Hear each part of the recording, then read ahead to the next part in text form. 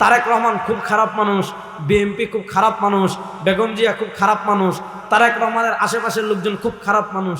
এইটা সবচেয়ে বেশি মানুষকে গিলিয়েছে কারা? এটা সবচেয়ে বেশি মানুষকে গিলিয়েছে এই প্রথম আলো পত্রিকা। যদি প্রজন্ম কমর সোজা করে আরো কিছুদিন আমরা দাঁড়িয়ে থাকতে পারি, ভারতের দালাল যারা আছে এরা বাংলাদেশের শ্বাস ফেলারও জায়গা পাবে না। আমাদের দেশে দেখবেন ভারতের মদতপুষ্ট কিছু মিডিয়া আছে, এর ভিতরে এক নম্বর হলো প্রথম কালো, চিনছেন? আর হলো দিল্লি স্টার, হ্যাঁ, মানে প্রথম আলো আর ডেইলি স্টার। তো আমি এটার নাম পরিবর্তন করে বলি প্রথম কালো আর দিল্লি স্টার। আপনি দেখবেন 2013-তে শাপলা চত্বরে অসংখ্য নবী প্রেমিককে হত্যা করা হয়েছে, মানুষ খুন করা হয়েছে, এটা নিয়ে তাদের পেরেশানি নেই। তারা পত্রিকায় কি নিউজ করেছে বিশাল করে, যে বিজয়নগরে কেটে নাকি গাছ কেটে ফেলছে, গাছ তো গাছ কেটে ফেলেছে, মানুষ মেরে ফেলেছে বুলেট দিয়ে, তরতাজা মানুষকে ড্রেনে ফেলে রেখেছে, এটা নিয়ে মায়া নাই। মানুষের জানের মায়া নাই। তারা কি নিয়ে কান্না করেছে? গাছ নিয়ে কান্না করেছে। 2024-এ যখন জুলাই আগস্টের বিপ্লব হচ্ছে, বাংলাদেশে স্বৈরাচারী ফ্যাসিস্ট পাখির মতো গুলি করে মানুষদেরকে হত্যা করছে। ওখানে মেট্রো রেল মানুষ পুড়াই দিছে, বিটিভি পুড়াই দিছে খুবই, হ্যাঁ।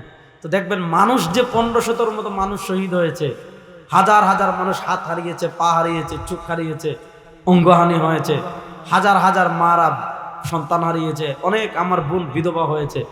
এগুলা নিয়ে তাদের মায়া নাই। কান্না করেছে কিসের জন্য? বিটিভির জন্য। কান্না করেছে কিসের জন্য? মেট্রো রেলের জন্য। অর্থাৎ তারা নেগেটিভটা এইভাবেই দাঁড় করাতে চায়। তো আগে আমরা দেখতাম যে যারা ক্ষমতার কাছাকাছি, তারা দিল্লির পক্ষে যারা দালালি করে, ডেইলি স্টার, প্রথম আলো, এদের দরবারে শিরনি নিয়ে যেতেন। আর এখন আমাদের পোলাপান কিন্তু খেলা ঘুরিয়ে ফেলেছে। এখন দেখেছেন ডেইলি স্টারের সম্পাদক, প্রথম আলোর সম্পাদক, যারা ক্ষমতার কাছাকাছি, তাদের দরবারে দরবারে দরবারে দরবারে দরবারে দরবারে গিয়ে কি করতেছে? ধর্ণা দিচ্ছে। এবং সবচেয়ে আশ্চর্যজনক কথা হলো, বিএনপির নেতা জনাব তারেক রহমান সাহেব, তিনি যখন 2006 সাল পর্যন্ত বিএনপি যখন ক্ষমতায় ছিল, ওই সময়কার এবং পরে তারেক রহমান খুব খারাপ মানুষ, বিএনপি খুব খারাপ মানুষ, বেগম জিয়া খুব খারাপ মানুষ, তারেক রহমানের আশেপাশের লোকজন খুব খারাপ মানুষ। এইটা সবচেয়ে বেশি মানুষকে গিলিয়েছে কারা? এটা সবচেয়ে বেশি মানুষকে গিলিয়েছে এই প্রথম আলো পত্রিকা। তো এই প্রথম আলো বড় বড় বড় বড় বড় বড় শিরোনাম করতো। কি করতো? তারেক জিয়া দুর্নীতিবাদ। কি শিরোনাম করতো? বাবর দুর্নীতিবাদ। কি শিরোনাম করতো? বসুন্ধরা থেকে বেগম জিয়া নির্দেশে তারেক টাকা খেয়েছেন। এই শিরোনামগুলো দিয়ে মানুষকে বোঝাতো বিএনপি খারাপ, মানুষকে বোঝাতো বেগম জিয়া খারাপ, মানুষকে বোঝাতো তারেক জিয়া খারাপ। বেগম জিয়া তো খুবই অসুস্থ। আমরা দোয়া করি তিনি মানচিত্র এবং স্বাধীনতার প্রশ্নে আপোষহীন ছিলেন, কখনো মাথা বিক্রি করেননি, ভারতের কাছে আপোষ করেননি। এজন্য তার প্রতি আমাদের সর্বোচ্চ রেসপেক্ট আছে। আমরা দোয়া করি আল্লাহ তাআলা তাকে সর্বোচ্চ সুস্থতা দান করেন।